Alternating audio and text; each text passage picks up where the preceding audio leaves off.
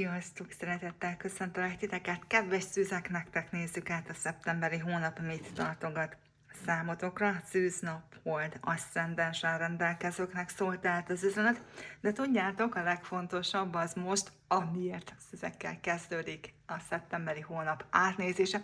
A szűznappal rendelkezőknek boldog születésnapot kíván, Isten éltessen titeket sokáig. Ne feledjétek, hogy nektek ez az olvasás a születésnapotoktól születésnapotokig tartó időszakot is bemutatja tulajdonképpen.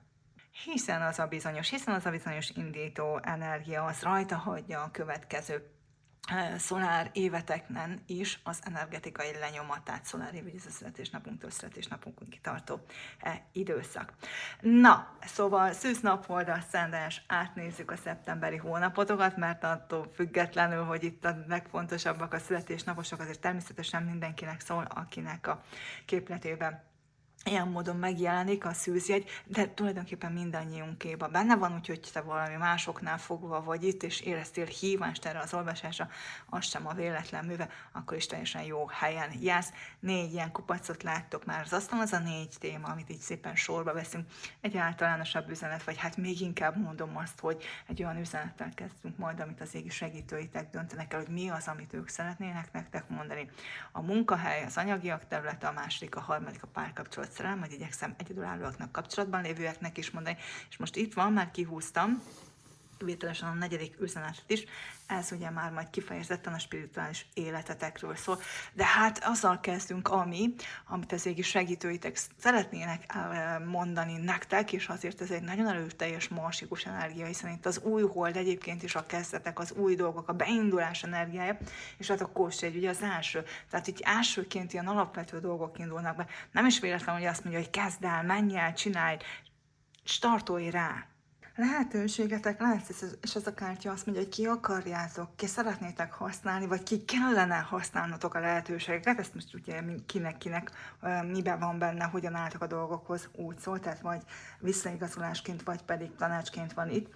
A kilátások kellően pozitívak ahhoz, hogy végre belépjetek egy bizonyos ajtón, vagy még inkább kitárul előttetek az ajtó, de akkor nektek kell még ugye itt megtenni azt a bizonyos lépést, hogy átlépjétek azt a küszöböt, tehát nektek kell belépnetek az ajtón, minden okotok megvan arra.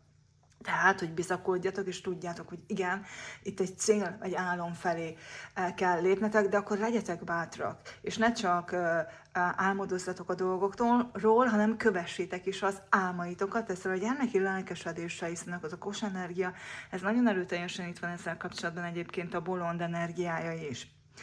Nem tudjátok, hogy mi vár az ajtó mögött, ezért kell a gyermeki naivitás és lelkesedés, oké, hogy bármi van ott, mivel a vágyaitok beteljesülése felé visz, végső soron, majd ahol kijuttok, az egy pozitív dolog lesz, mindegy, hogy min mentek keresztül. Nagyon fontos tehát, hogy most cselekedjetek, hogy lépjetek, hogy megragadjátok ennek az időszaknak a lehetőségeit is.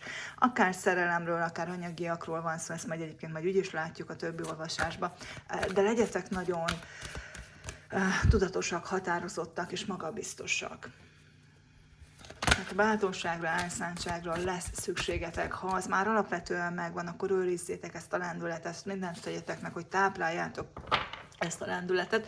Ha pedig hiányzik, akkor találjátok meg a módját, hogy hogyan tudjátok ezt előhívni önmagatokból. Legyetek határozottak, cselekvő képesek. Ariel arkangyalt tudjátok hívni, fontossá válhat a keddi nap, illetve hát amikor a hold a kos jegyében áll.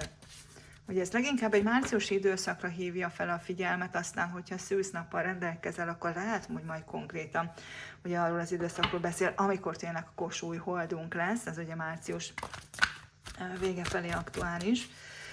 De nézzük azt, hogy milyen személyiségeddel kapcsolatos az, amit itt a rebellis, a lázadó éned, az az éned, aki azt mondja, hogy tehát kitörök azokból a helyzetekből és szituációkból, azokból a kötöttségekből, amik formálisak, soha nem voltak a tiéid, vagy adott esetben rád erőltették, vagy adott esetben most szeretnék rád erőltetni, most akár valakik, vagy akár az élet, tehát nem igazán akarsz, és nem is kell akkor beilleszkedni bizonyos formákba. Ne vedd magadra azt, ami nem a tiéd, hiszen erre semmi szükség. Mertek nemet mondani, és mertek igent mondani. Ez akár ugye az önazonosságról szól, és az önazonosság elnyerésével olyan módon, hogy nem idomulok olyan dolgokkal, ideákkal, személyekkel kapcsolatban, akik nem én vagyok, akik nem azt képviselik, amit én. Tehát tudom, hogy ebben az állapotban nagyon tudom, hogy ki vagyok. Nagyon tudom ennél fogva, hogy ki nem vagyok. És a kettőt nem vagyok hajlandó keverni. Tehát ez is egy nagyon határozott, vízöntő energia, ami itt van.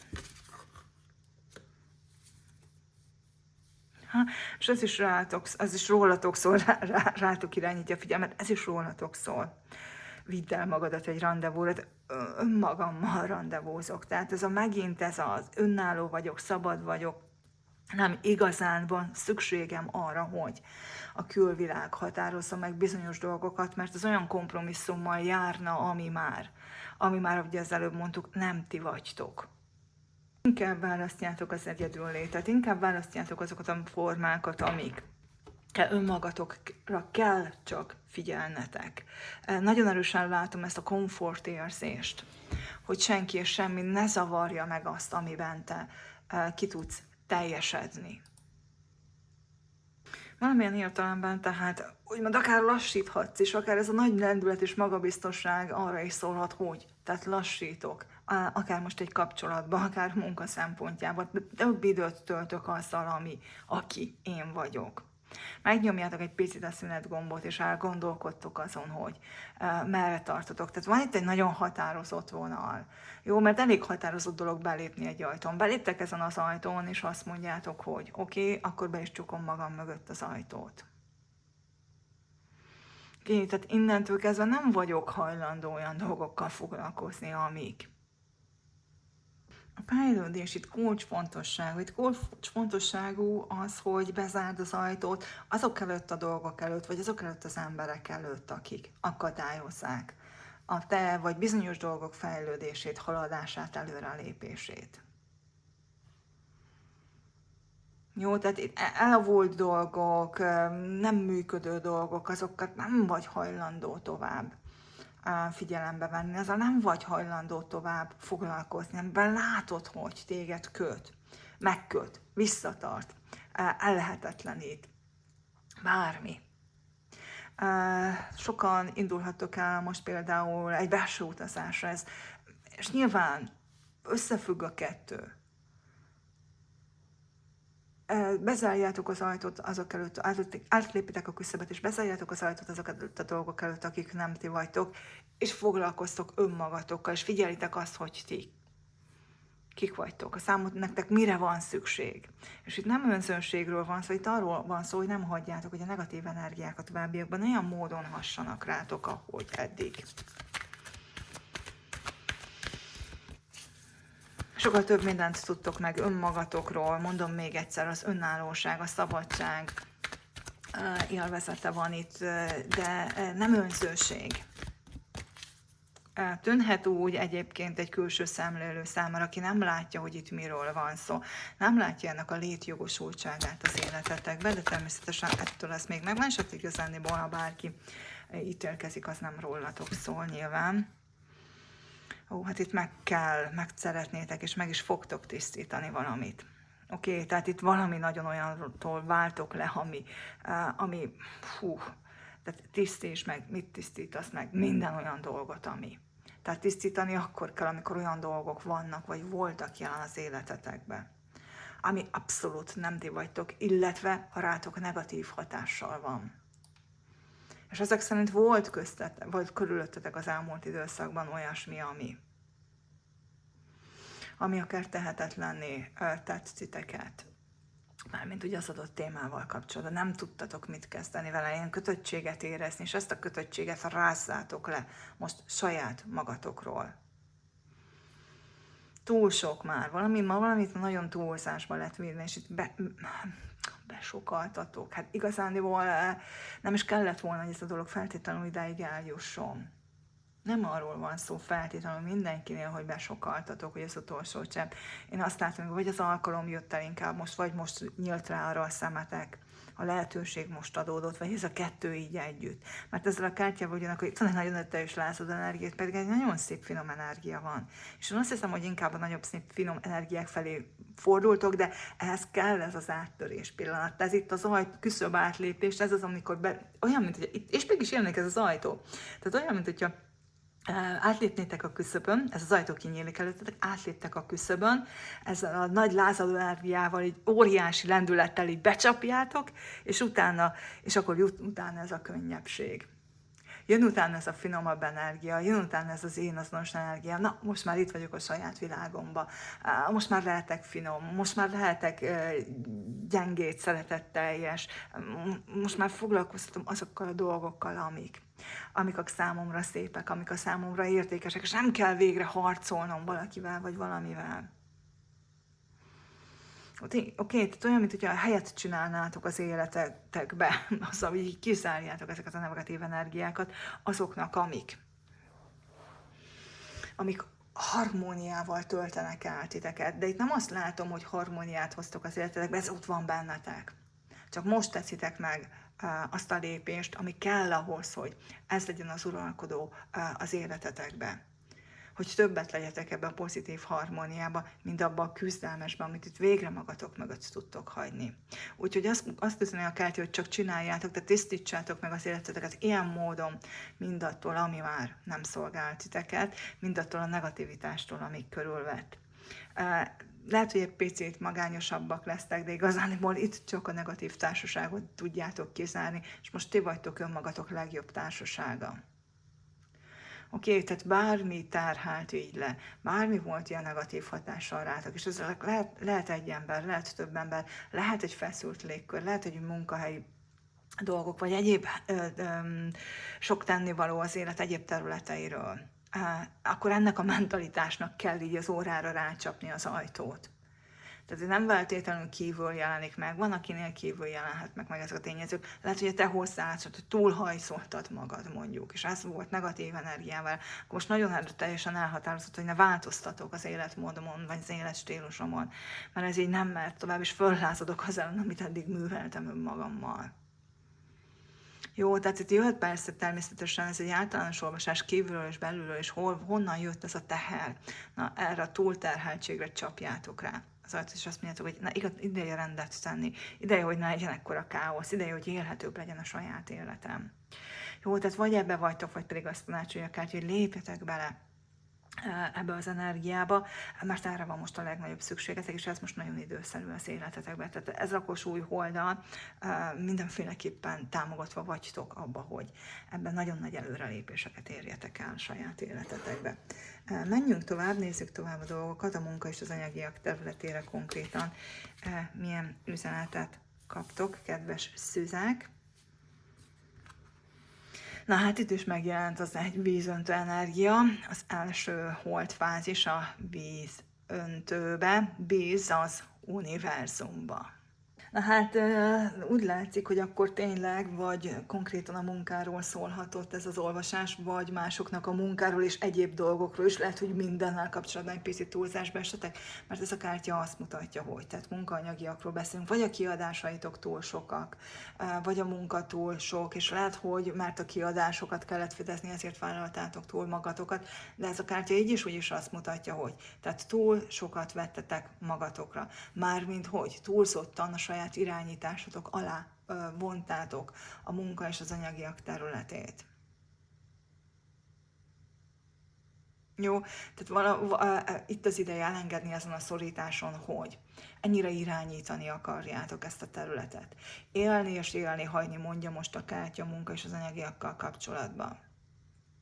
Bízzatok jobban az univerzumba. Bízzatok abba, hogy nem kell mindent nektek tudnotok. Nem kell mindennek úgy történnie, ahogy ti azt elképzeltétek ahhoz, hogy ahhoz, hogy haladjatok és menjetek az úton. Ezt most könnyű mondani, de ez egy picit bonyolultabb ennél.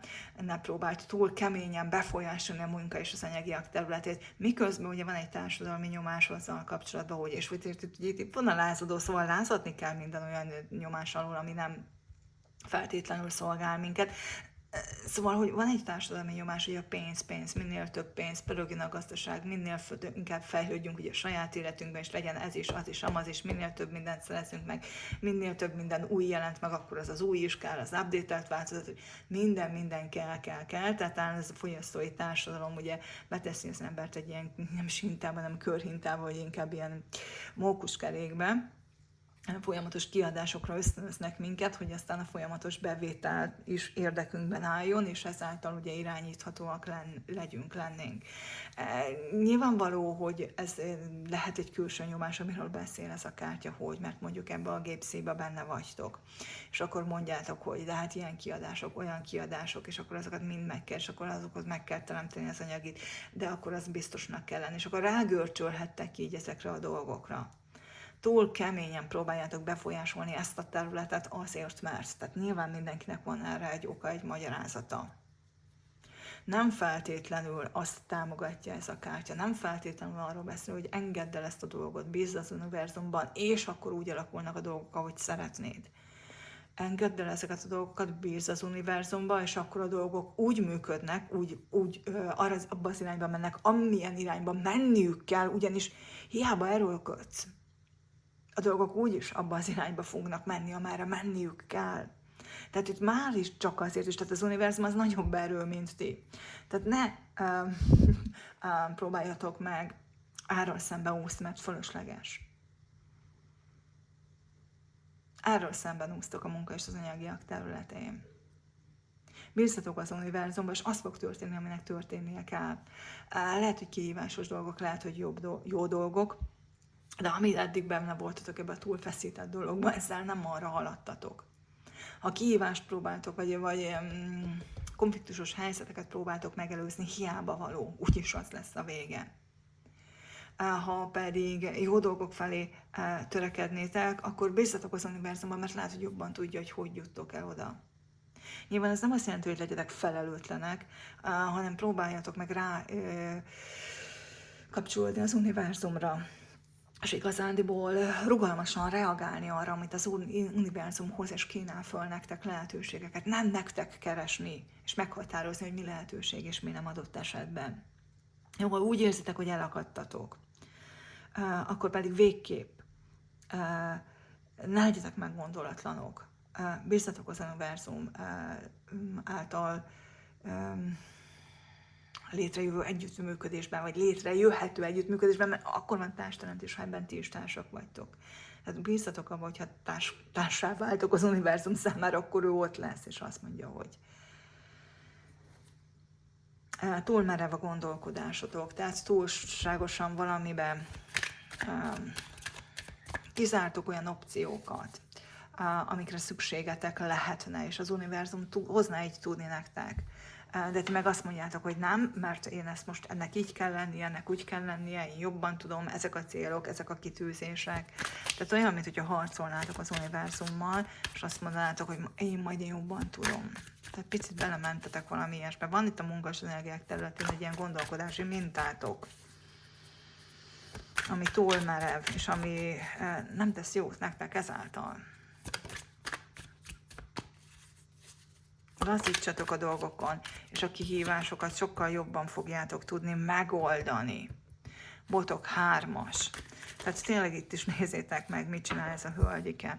Hát hátradőlt, és az univerzum, ugye a postás, szállítja az univerzum nektek a lehetőségeket. Ő csak itt otthon van, ücsörög, kényelmesen van, kényelembe helyezte magát, tehát látjuk, köntös, törölköző, nem siet sehova, tehát nem hogy na, mindjárt 5 perc múlva, vagy nem tudom én, 1 perc alatt hajtom ezt a kávét, aztán megyek a dolgomra. Nem, tehát ő ide bekuckózott, tehát ő itt egy darabig így jól fogja érezni magát. Elengedte a dolgokat, majd jön, amikor jönnie kell, alakul, ahogy alakulnia kell. Ez megint visszaigazolás tanács, és mint minden egyébként a videóban lehet, ezt úgy értsétek, ahogy ti benne vagytok, amiben vagytok, úgy fordítsátok magatok számára, de ott van, és nézzétek, hány boríték van a kezébe? Ott van számtalan lehetőség, amit tud nektek szállítani, ha lecsücsültök ide, kényelembe helyezitek magatokat, lábikóltok ezen a kis zsámolyon, melengíti ott a kandalló tüze, és várjátok, hogy érkezzen az univerzum postás, nézzétek, botok 2-es. Botok 2-es, botok 2-es, botok 3-es, de ez a botok 2-es azért ez egy másfajta botok 2-es itt. Mert itt van ez a rengeteg kreatív energia. És igazából annélkül, hogy választanátok a két bot közül, ez a kreatív energia beindítja önmagát. Lehet, hogy úgy érzitek, hogy döntés vagy választási helyzetben vagytok, vagy lépnetek kell valamilyen irányba, és igazándiból tényleg, hát ezt a küszöböt át is kell lépni, azt lehet. De ahogy mondtam, hogy mi van a küszöb után, azt úgy látjuk, hogy az univerzum nagyon jól fogja tudni nektek szállítani azokat a lehetőségeket, amik ott lesznek. És lehet, hogy majd így, tényleg itt álltok egyik kezetekben az egyik bot, másikban a másik bot, és akkor hát most nem két bot között a pad alá estek, de itt van az univerzum. Ki és hozza azt a lehetőséget. Ne siessétek el a döntéseket, a válaszokat, a lépéseket. Engedjétek meg, hogy az univerzum időzítse a dolgokat.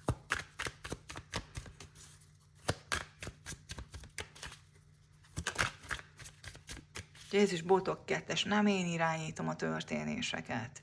Itt konkrétan várok, hogy valaki más. Itt nincs, itt felmértek, hogy ez nem is rajtam múlik. Tehát nem is vagyok döntéshelyzetben. Hoppá. Tehát ami nem rajtatok múlik azzal kapcsolatban, hogy lennétek döntéshelyzetben. De, ha bíztok az univerzumba, ha nyitottak vagytok, és nem sietitek el a dolgokat, nem gondoljátok, hogy itt mindenféleképpen nektek kell most valamit görcsösen teremteni. Ja, érmék 8-as. Ez is egy kezdet, energia, elkezdődik egy folyamat. Jó, tehát jönnek azok a támogató energiák, amik lassan, de biztosan tudnak titeket segíteni és támogatni. Itt olyan támogatók, olyan lehetőségek jelennek meg most akár személyek, akár események formájába, amik hosszú távú segítséget kínálnak nektek, olyan, mint hogy azt mondanák, hogy elkísérnek titeket az utatokon. Célba juttatnak titeket.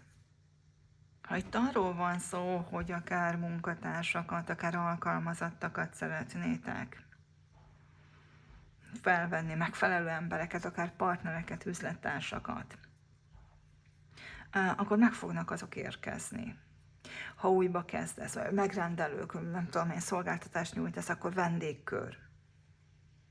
Valami újba kezdesz, és igazándiból nem kell túl erőltetned ennek agresszíven akár a reklámját és a kampányát. Nyilván az ember odafigyel marketingfogásokra, ha így rezonál veled.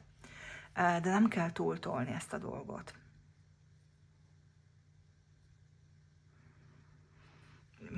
Nem tudom, hogy mivel kapcsolatos ez a dolog, de ez a kártya azt is mondja, nem csak, hogy elkísérnek, ha kell, akkor úgy mennek utánatok, de belekezdenek ők is abba, amiben ti. Tehát itt azért lát, hogy valami fajta új dolgot, valami formabontó dologba fogtok belekezdeni és belevágni.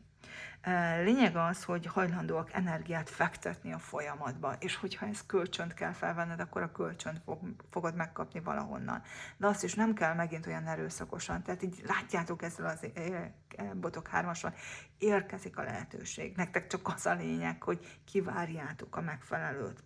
És utána minden, mint hogyha így, akár a botok 10-es is, botok 8-es is lehetne. Csak nyilván nem azért jött, mert nem olyan gyors és hirtelen a folyamat, hogy így minden így körétek rendeződik. Szinkronba kerültek, hát ezért mondják, hogy bíz az univerzumban. Szinkronba kerültek az univerzumba, és jön minden. Ha nem sietitek el, ebben az időszakban, szeptemberben jön minden, amire szükségetek van. Jön a támogatás, jönnek az emberek, jönnek a követők, jönnek a munkatársak, ahogy mondtam, bárki, akire szükséged van, az megérkezik. Lehet, hogy egy picit ugye ez az érme 8-as, tehát mondtam, hogy ez egy lassú folyamat, lehet, hogy nehezebben indul be, mert ez a gyakorló, ez a gyakornok energiája, úgymond. Tehát ők sem profik ebbe, utánad mennek, vagy melletted mennek. Tehát olyan, mint hogyha veled együtt nőnének fel, vagy bele ebbe a dologba, vagy ebbe a folyamatba. De abszolút lehet bennük bízni, ott van bennük a kitartás, ott van bennük a lelkesedés, amivel gyakorlatilag meg tudjátok valósítani, amibe belekezdtek, vagy amibe belekezdesz. És számukra is egy picit új ez a dolog, neked is új, tehát de nincs idegenkedés, tehát vannak egyfajta kíváncsi közeledéssel a dolgaid iránt. De igen, tehát hogy szokták ezt, mivel nem lehet legyet fogni, ecettel nem lehet, vagy nem is tudom, de mézzel lehet, tehát, vagy darazsat fogni, vagy nem is tudom én, hogy van, de értitek, akár dobbal nem lehet verebet fogni, na ez is tökéletes, csak ez a mézes példa, ez nekem jobb volt.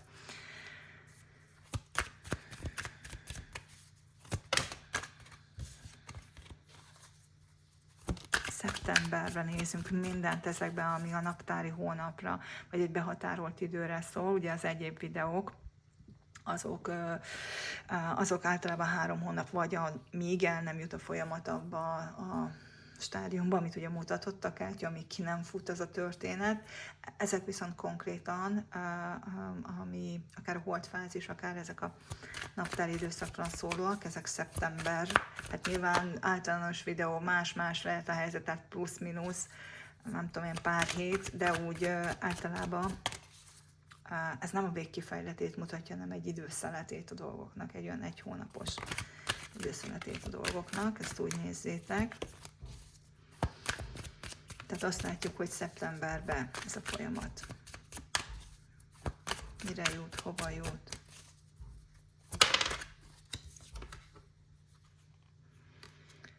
A halálkártyája fejjel lefelé.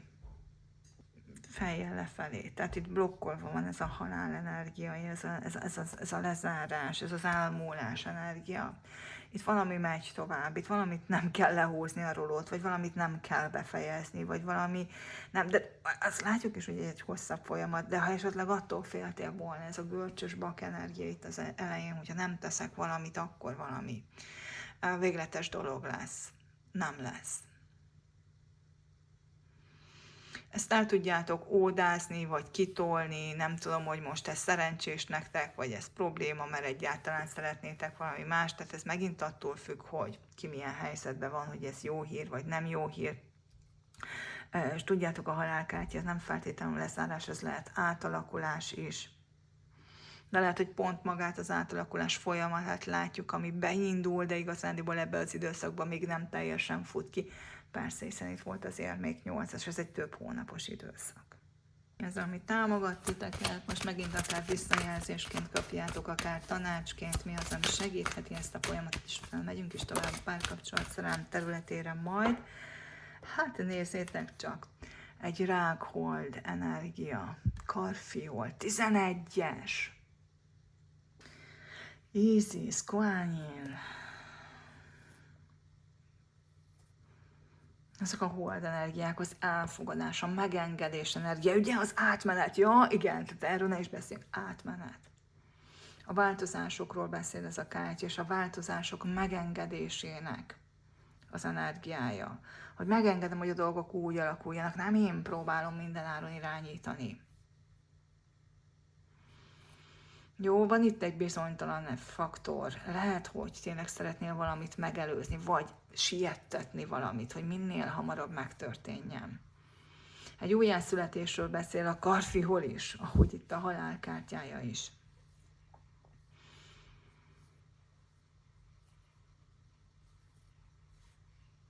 Így óvatosan megtévesztésekkel, a korrupcióval kapcsolatban mondja a karfihol kártya. Tehát itt van tényleg mire figyelni.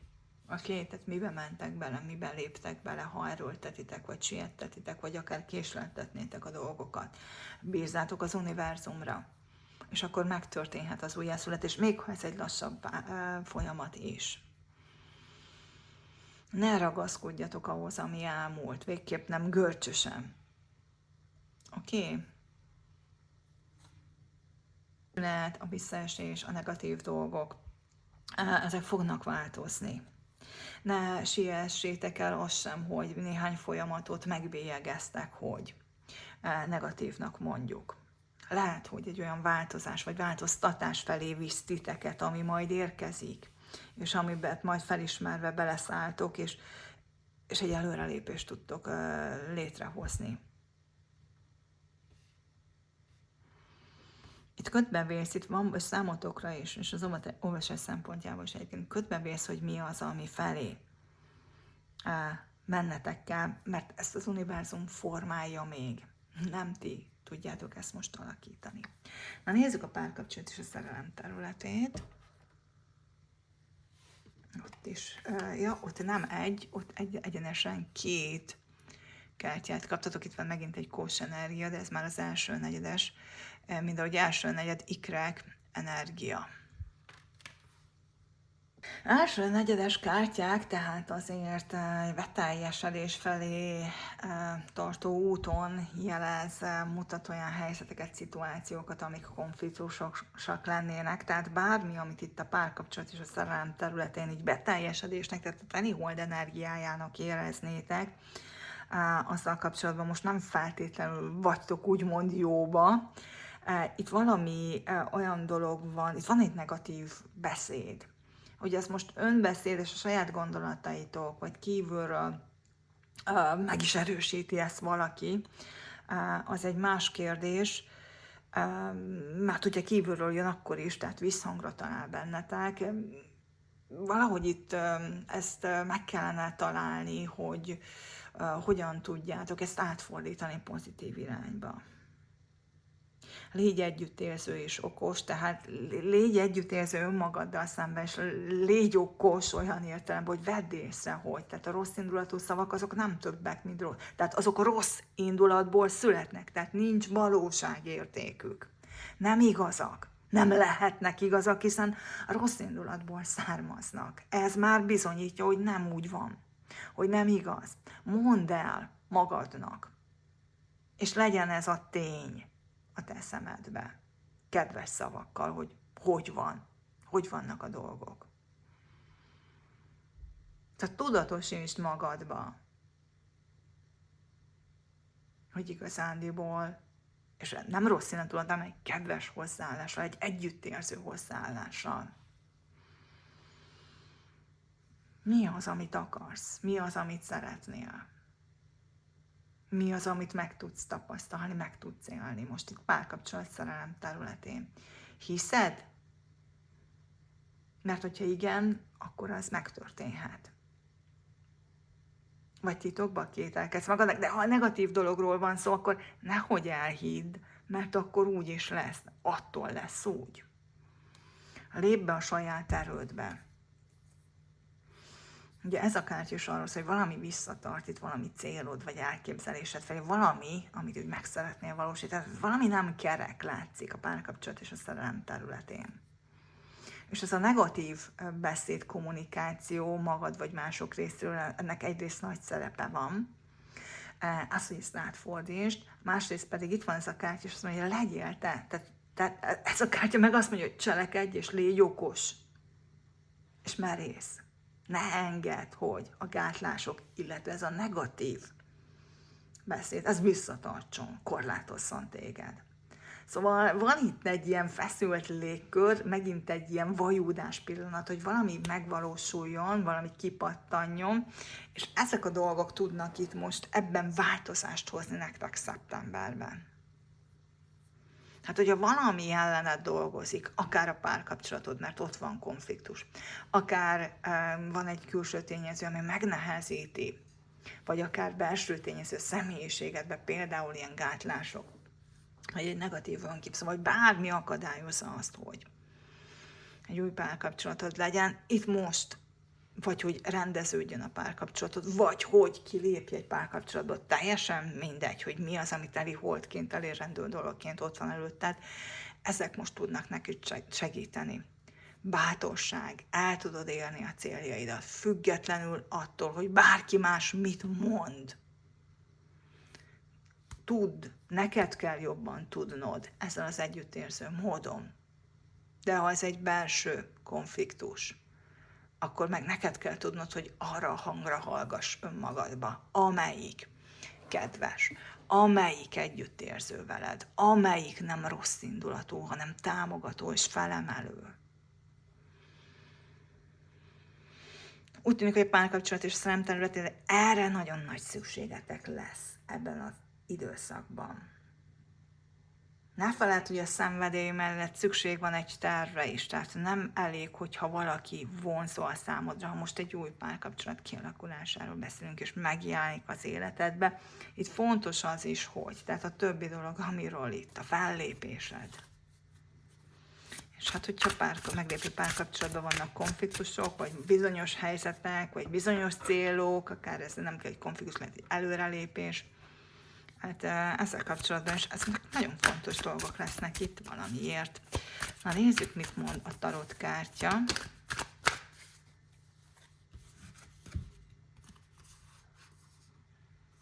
Ó, van itt egy botok lovag, egy botok királynő, és egy kelyhek ötös. Na ez a kelyhek ötös, ez körülbelül az, amit eddig beszéltünk. Tehát, hogy ne a rossz indulatú érzésekre, megtörtént dolgokra, veszteségekre gondolj, hanem áthelyezni a kelyhely kettesre, mert a kelyhely ötös két részre bomlik.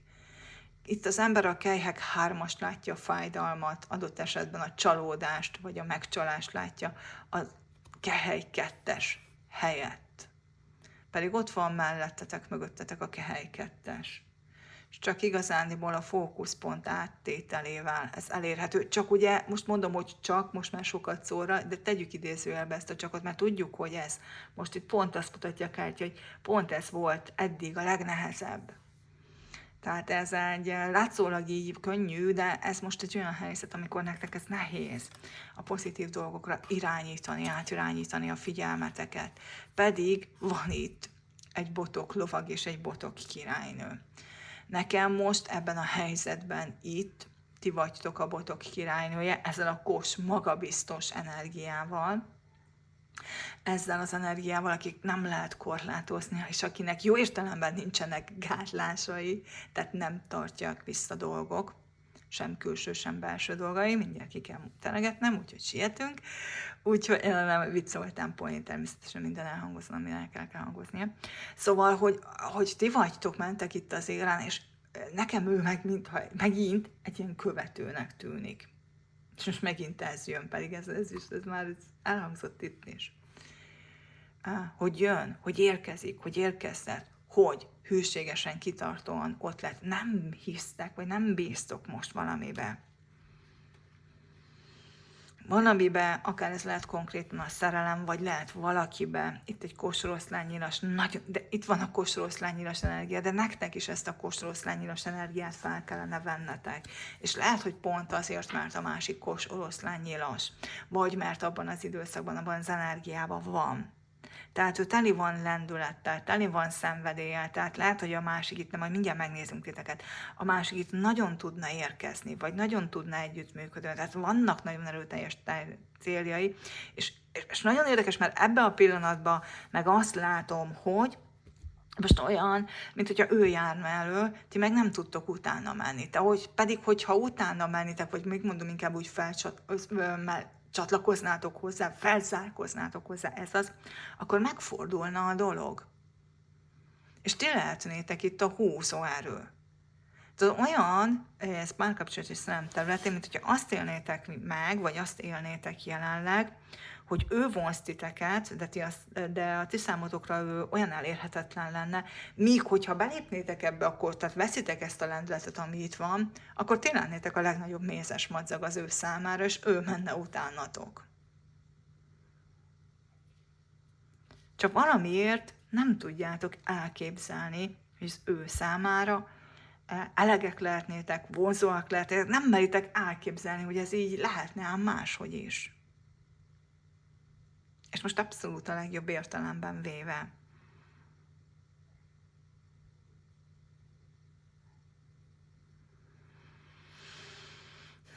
Érdekes, hogy nem kehely és, bocsánat, nem kehely király és királynője van, hanem lovag.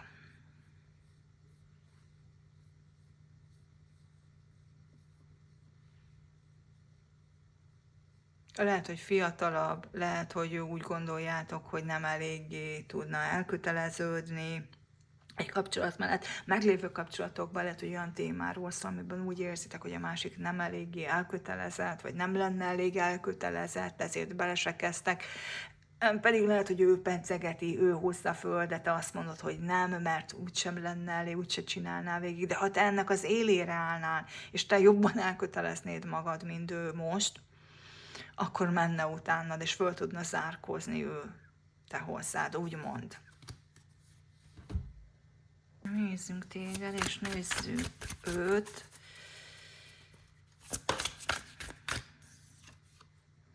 Ó, Kelyhek királynője, fejjel lefelé, tehát ezt mondtam, hogy azt hiszitek, hogy, és megint Kely energia, hogy nem vagytok, vagy nem lesztek, nem lehettek, tehát bokkor van ez a Kelyhek királynője.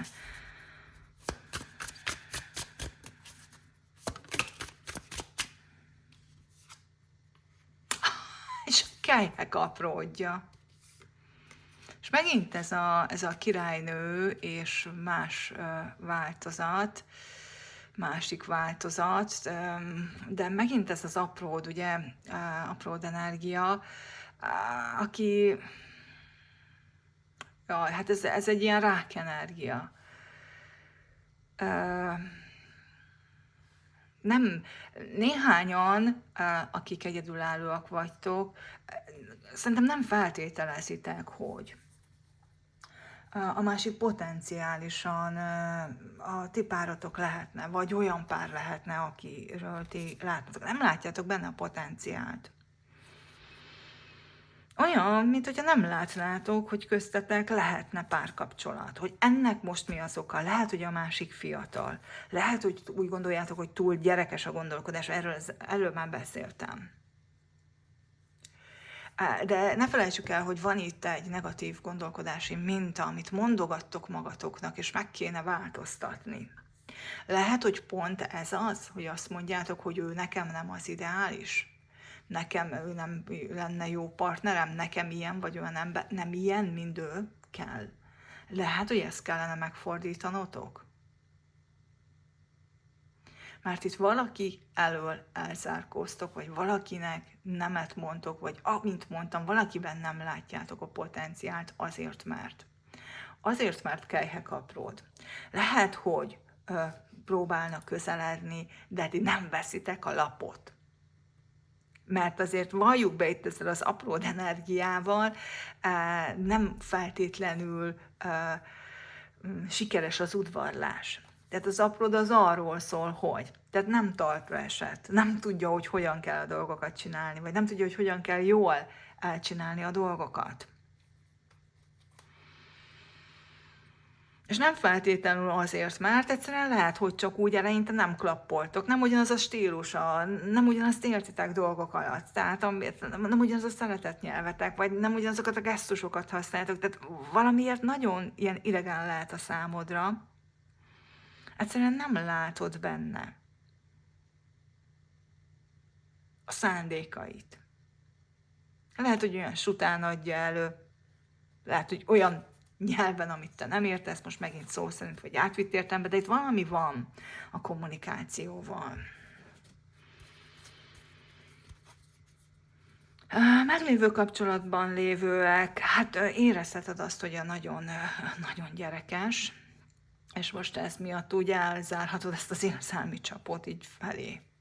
De itt megint még mindig az, tehát van egy olyan valami, amit mondogattok magatokba, vagy magatoknak, vagy magatokról, ami nem túl szerencsés. Ebben az esetben ez az elzárkózás, ez az érzelmi elzárkózás, ez a nem nyílok meg előtte, ez a haragot tartok, vagy megsértődök, vagy felhúzom az orrom, vagy durcizok, vagy bármi, ez így,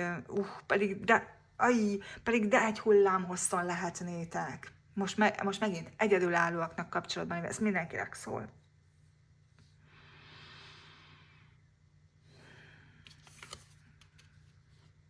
De ha megfordítom a lapokat, akkor is.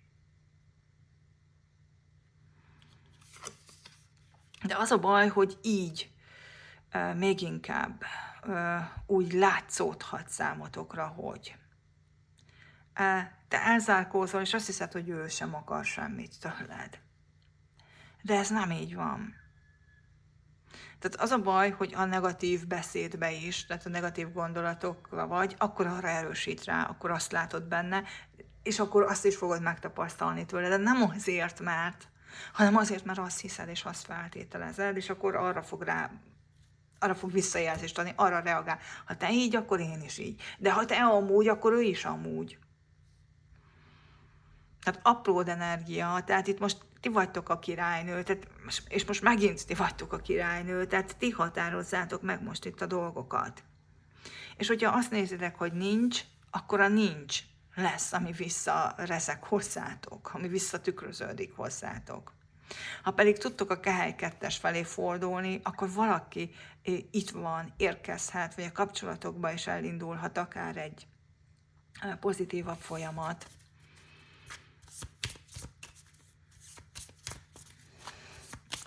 Mert ott van az a másik, és teljes apród energiával, az igaz, de kehelyként van ott.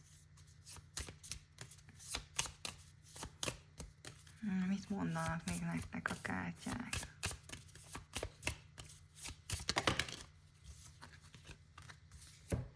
Hát karmikus. Oda nézzetek. Romantikus kapcsolódás. Lehet a karmikus oka annak, hogy, tehát ennek a nehezítettségnek itt köztetek, inkább tenném így.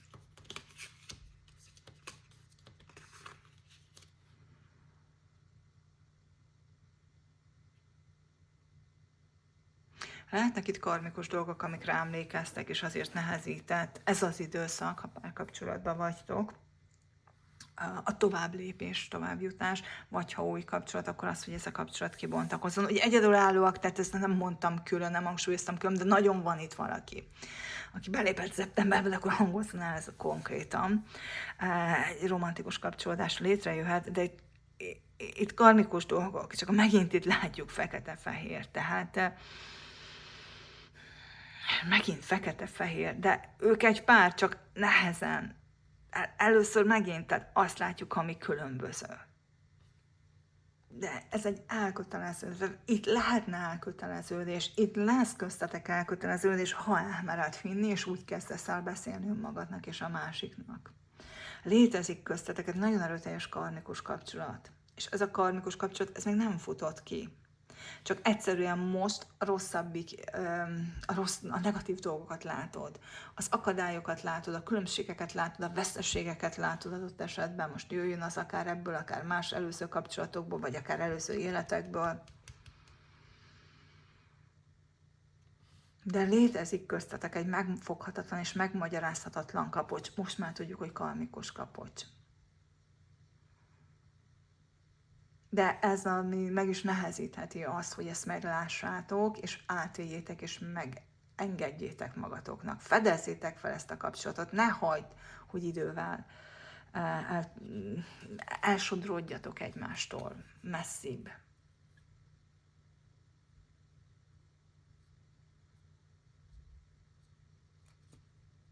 Újra és újra visszatértek úgy is, tehát ez most, ha valakiben komolyabb, erőteljesebb ellenérzés van, és vissza fog ezt érni, akkor más formában. Tehát itt karmikus dolgokról van szó, azokat nem lehet passzolni.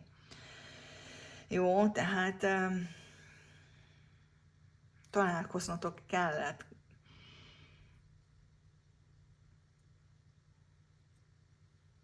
A romantikus kapcsolódásnak létre kell jönnie, és van itt egy red flag, de ezzel a red flaggel együtt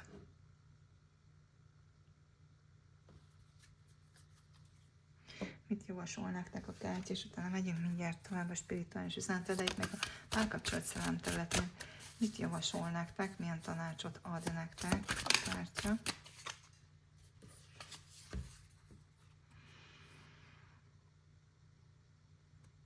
Hát a szerencse kereke, vagy a karma kereke? Ki hogy hívja? Nem csak ez a kapcsolódás lesz karmikus, hanem akik már kapcsolatban vannak. Tehát ez, ami történik köztetek most, ez sem a véletlen műve természetesen, nem a szerencsekereke, hanem a karmakereke, ugye? Oké, tehát nem véletlenül jutottatok ebbe a helyzetbe, ebbe a szituációba. Eljut az ideje, hogy meghaladjátok, teljesítsétek a karmát, vagy letegyétek a karmát. Tehát, hogyha teljesítjük a karmát, akkor le is vettük, de ne görgessétek tovább a karmát. Van néhány, felkerült jó pár karmáról szóló videó, és néha jöttök, hogy jaj, de jó, ez a videó ilyen több kellene, miközben már nagyon sok hasonló videó fenn van a csatornán. Nézzetek vissza a régebbi videókat, és nézzétek vissza, nézzétek újra, mert onnan is jönnek aktuális üzenetek. Ugyanúgy tudtok válogatni, mint a pakli választós videó lenne.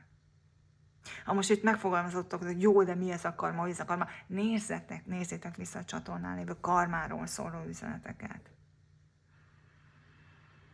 Itt valamit fel kell vállalni ezzel kapcsolatban, és nekem nagyon az az érzésem, hogy ez a Kehely 2-est meglátni, hogy levenni a szemeteket a Kehely 3-as, és meglátni a Kehely 2-est. Most akár ez a konkrét ember a Kehely 2-es, akár néhányatoknak arról van szó, hogy valaki más lenne a Kehely 2-es. De akkor sem az a dolgotok, hogy a Kehely 3-ast nézzétek, a Kehely 2-es a lényeg.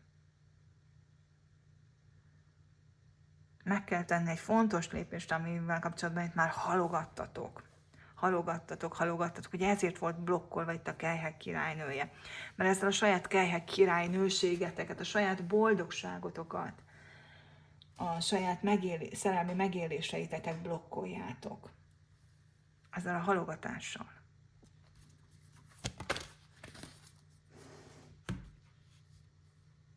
Itt az ideje, hogy elgondolkozz, okos legyél.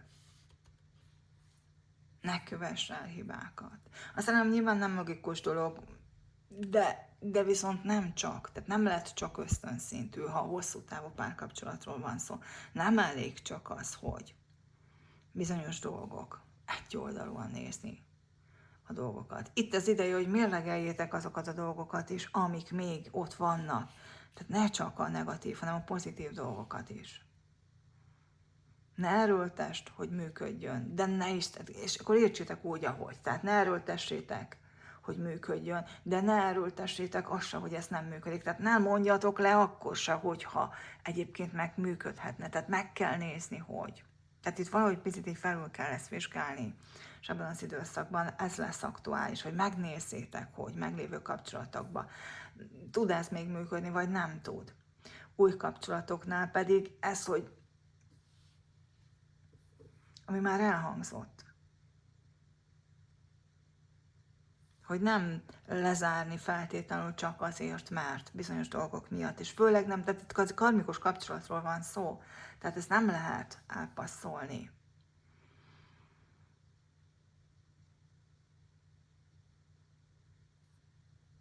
Ha érzed ezt a köteléket, érzed ezt a karmikus kapcsolatot kettőtök között, akkor elutasíthatod, de a karma akkor is fűz még, az akkor is tart még, és él még, és nem lehet annyival elintézni, hogy nem veszek róla tudomást.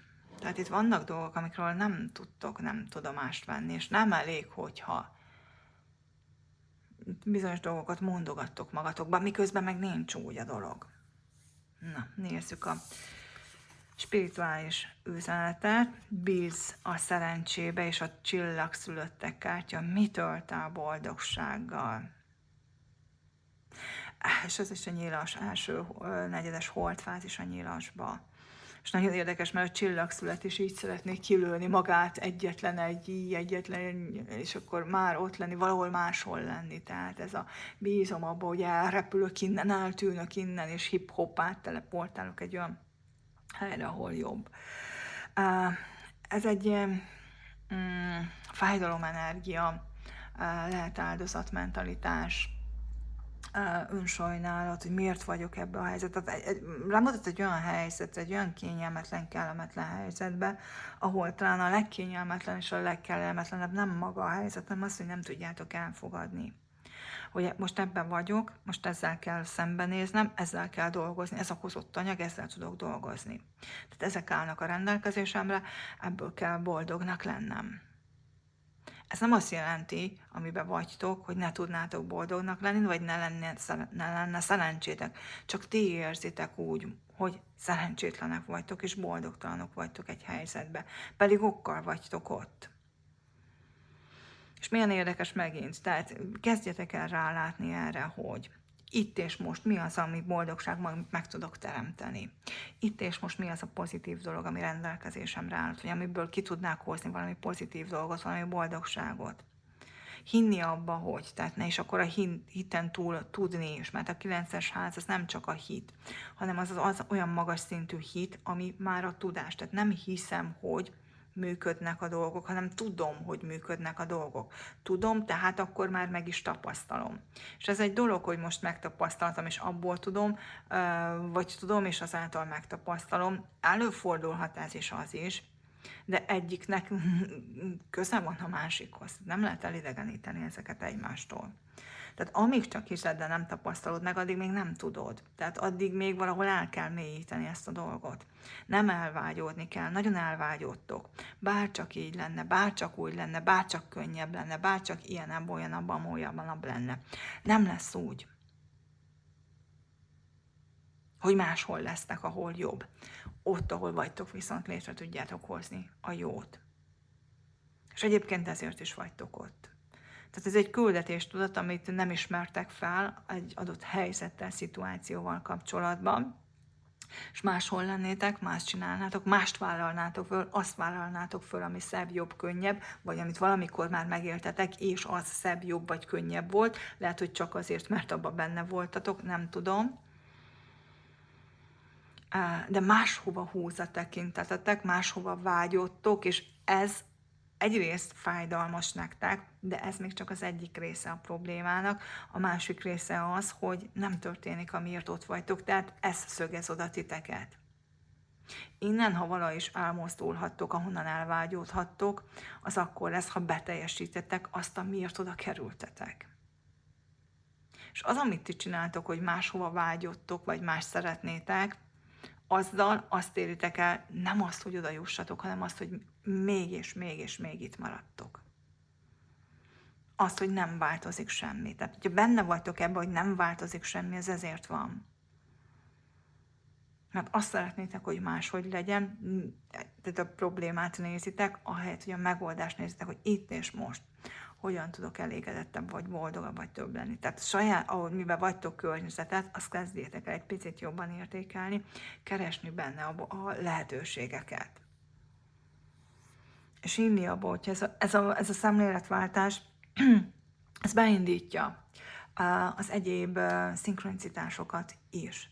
Mert az univerzum nem abban fog a kezedre játszani, abban nem fog a kezedre játszani, hogy máshogy legyél, és más feladatot vegyél föl. Tehát te magad ezt a helyet, és ezt a feladatot jelölted ki önmagad számára, amikor leszületsz ebbe az életbe.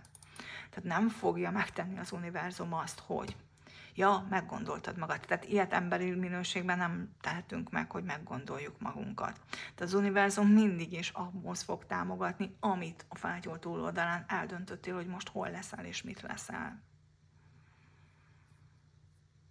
Jó, és a szabad akarat abban van, hogy nem elvágyódok, hanem itt vagyok és teljesítem azt, amiért jöttem, és ezáltal tudok majd ellépni és elmozdulni abból, ami adott esetben nehéz. Tehát azért vagy ott, hogy ezt a nehézséget megold. Nem azért, hogy elszenvedd, és nem is azért, hogy magad mögött hagyd azt, hogy egyszerűen kilépsz. Tehát neked át kell alakítani azt a helyzetet, azt a szituációt, vagy ezt a környezetet, ami vagy, tehát pozitív hatással kell lenned rá, ahelyett, hogy elvágyódnál, más próbálnál megcsinálni, vagy mással próbálnál meg foglalkozni. Tehát maradjon ez kitűzendő célként, de nem az, hogy oda megyek, és inkább azzal foglalkozok, hanem hogy itt maradok, és itt létrehozom azt, ami után vágyakozom. Jó? Oké, tehát ez volt a spirituális fejlődésetek szempontjából fontos üzenet most a számotokra. akár a spiritualitásra szól, már mint hogy olyan témákra, akár életetek bármely más területére. Ez az, amit most hallanatok kellett szeptember hónapról. Kedves szűzek, szűznap hold aszcendenssel rendelkezők, vagy bárki, akit behívott ez az olvasás. Legyen csodálatos hónapotok, legyen csodálatos hónapunk. Köszönöm szépen, hogy itt voltatok, ne felejtsétek el lájkolni, megosztani, feliratkozni. Már hype-olni is lehet a videókat, azt is, hogyha rám fecsérlitek el ezt a heti 3, vagy nem is tudom, hogy hány lehetőséget, azt nagyon megköszönöm, úgyis nem már fecsérelés. Azzal, hogy segítetek, támogatok, like, komment, minden egyébben, azzal másokat is segítetek, tehát ti is tanácsadókká válhattok, segítővé válhattok mások számára, hogy ezt megteszitek, hiszen az algoritmus egyre több embernek fogja földobni. Tehát ti egyre több embernek segítetek ezzel, meg nekem is. Közös érdek, egység elve alapján. Na, hát most már tényleg köszönöm szépen, hogy itt voltatok, megnéztétek és meghallgattátok ezt a videót. Legyen csodálatos szeptemberetek. Sziasztok!